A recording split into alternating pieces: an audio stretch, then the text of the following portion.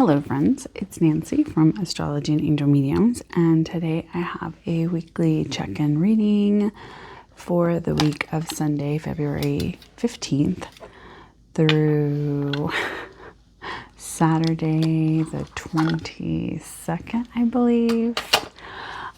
We do have a solar eclipse in Aquarius with a new moon on Tuesday. And that is going to be kind of the true kind of opening for the eclipse season. So the eclipses typically move in about an 18-month to 2-year kind of phase. It really just depends on when they're kind of working, and they usually fall on the nodal axis. So the nodal axis has been shifting over from Virgo and Pisces, and will be shifting over to Leo and Aquarius. So if you have any significant Leo or Aquarius in your chart, you may find that the eclipses can garner a lot of shifts and changes, a lot of opportunities to kind of close out certain elements and aspects in your life that may have to do with the different house placements in your chart.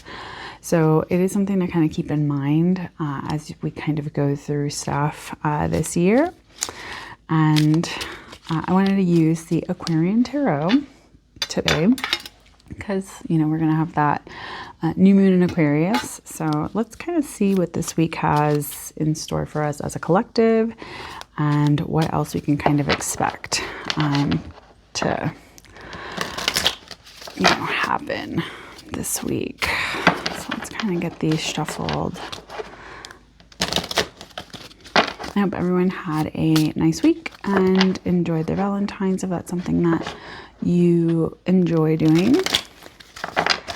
For me, we just kind of drove around all over Colorado, so it was nice. The weather's been really mild this winter, so we're trying to enjoy what we can outdoors while we can. Okay, let's see what do we need to know as a collective this week. So here we have the 8 of Pentacles. Now, what do we need to do as a collective this week? We have the 5 of Rods or 5 of Wands. What do we need to release as a collective? We have the 10 of Pentacles reversed. And then finally, what do we need to contemplate this week as a collective? We have the 3 of Rods or the 3 of Wands. Now, because we do have this significant lunar element kind of happening here, I'm going to pull a card from the Moonology Messages deck by Yasmin Boland and see what we have in store for us as just like a little oracle affirmation. Let's shuffle these a little bit more. It's been a while since I've used it, so. All right, we have Truth, the moon rising. And should we also do, since we're so close to Pisces season, and the sun will be moving into Pisces, I will also be pulling a card from the Elemental Empath Oracle as well. So let's kind of get this all shuffled up.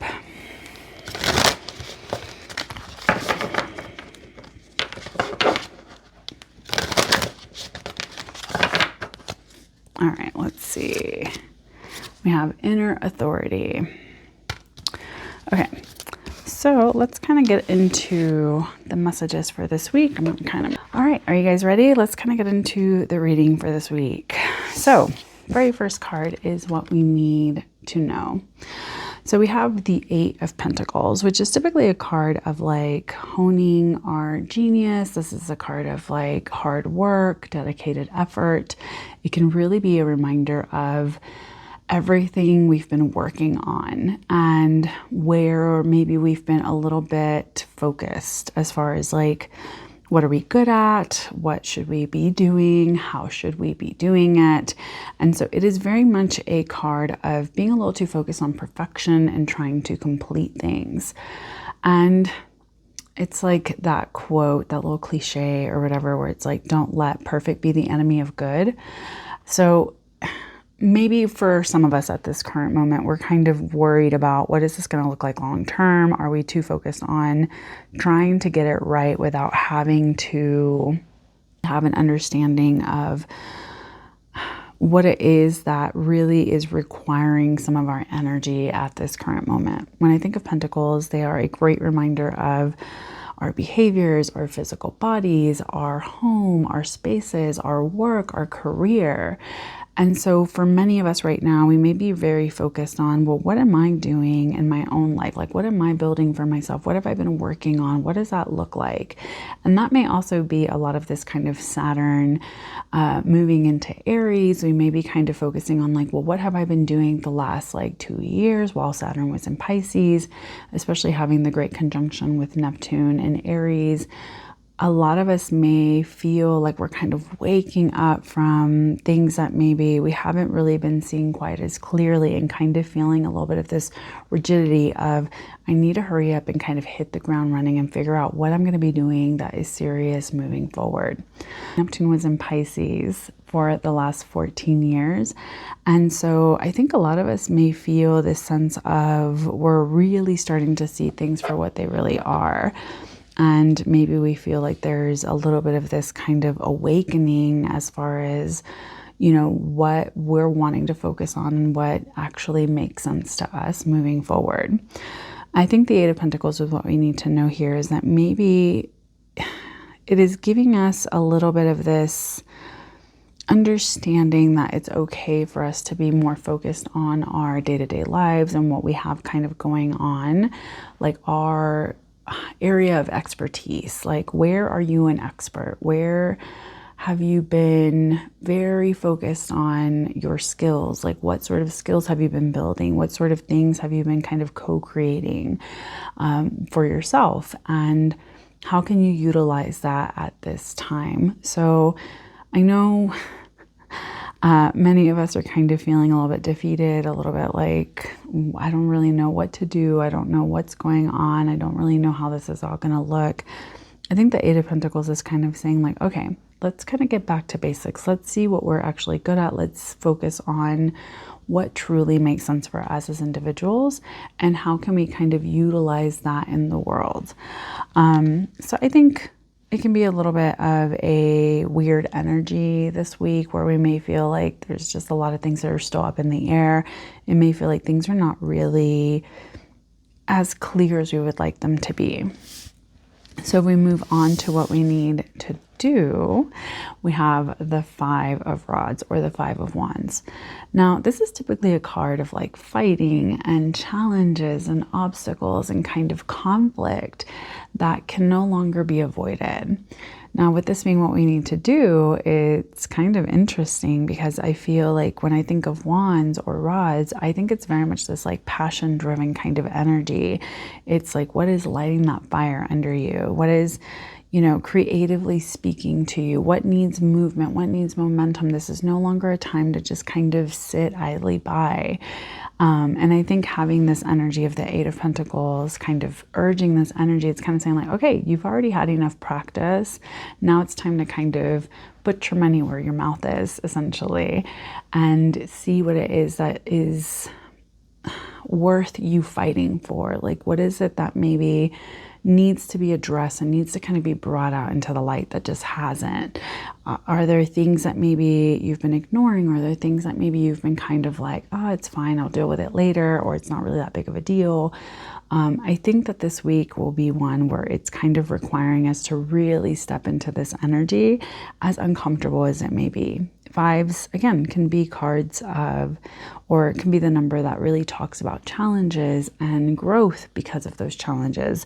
It can be a reminder of, what conflict and obstacles we may be facing that may be very uncomfortable, but we're ready to kind of confront them. So it may just feel like you're kind of being put in a position or a situation where you don't really know what will come next. And a lot of people have talked about, the energy of this great conjunction of Saturn and Neptune and Aries being kind of the precursor for a lot of war, a lot of revolution, a lot of this like sense of something needs to change. It's that spark, it's that fire. So with what we need to do is that maybe it's asking us, like, what are we willing to fight for? What are we willing to go to bat for? Maybe for too long, we've just been too focused on our own stuff and what we have going on that we're not really showing up in the ways that we need to. So while this week may not feel like the most cozy, cushiony, comfortable sort of energy, I think it's kind of requiring us to step up and say, all right, enough is enough. So with what we need to release, we have the 10 of Pentacles reverse. Now, typically this is a card of everything coming together, all of your hard work and dedication, really allowing you to show up in things that feel very stabilizing, foundational, that feel very supportive of the next phase of your life. And I think many of us can agree it doesn't feel like that in a lot of ways. We may have been putting in the effort, putting in the work, doing the necessary things, and we may feel like a lot of the rewards are just not really there for us to kind of have them. So with this being what we need to release is that maybe it's kind of saying like there's still something within us that we haven't really quite let go of. And so it's hard for us to kind of move into the next thing. It's hard for us to really see how this is going to look like for us long term. Pentacles, again, can be cards that really talk about our behaviors. It can talk about our, physical bodies, our spaces, our home, our career, our finances. And with this being what we need to release is maybe it is an invitation to say, who are you without all of these things? Which is a hard question for me, especially. I have a lot of Taurus placements, so I'm not saying this to be like, oh, this is like so easy to kind of answer this. Who are you without all of the things that you have accumulated in your life? Who are you if you are not your body? Who are you if you're not your career or your work? Or, how are you still yourself in these things? And this to me is also representative of like the things that maybe need to break away. We need to kind of break away this sense of like everything is fine, everything will be fine as long as like we, keep our nose to the grindstone and just like do the hard work. It's like it'll all be good. I think a lot of us are coming to the realization that no matter how hard you work or what it is that you do, at the end of the day, we may not always get the things that we were promised, or we may not always be able to achieve the things that we were told we should be able to achieve. I think a lot of us are kind of coming to the realization that there are going to be a lot of limitations and a lot of hardships that may come up that will make it that much more difficult for us to kind of achieve some of these like things. And so maybe we're having to kind of release some of the expectations that we've had about things. I know for me, myself, and I, in my household, this is something I've been having to deal with for like the last several years of this kind of, my life may not look the way that I had intended, but I'm still going to try to do my best to find a way to make it happy and to find my own stabilizing force in the things that I'm doing. So there may be some shifts and changes and things that we need to kind of reflect on and release when it comes to what we expect of our lives and what we have kind of going on.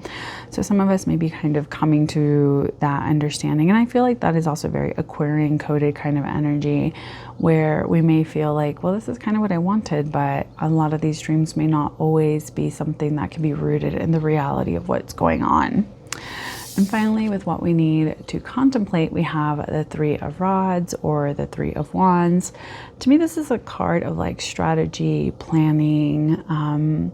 It is a card that is kind of inviting the sense of what is it that is inspiring us enough to kind of go out and explore in the world? And with what we need to contemplate is that maybe we need to not be so focused on how things have been, and we need to look at what needs to shift, what needs to change. Now, eclipses kind of bring this sort of intense energy into whatever house it may be affecting, whether, in your astrological chart, go check out where you have Leo and Aquarius. We all have all of the houses and may not always have planets or things in those houses, but we definitely have all of the energies within us. So definitely pay attention and see what house rulerships are kind of going on within your chart, and where you may possibly see some of this energy affect you from these eclipses. And maybe even look back at like the last year and a half where Pisces and Virgo are in your chart, see how those things were affected in your chart as well.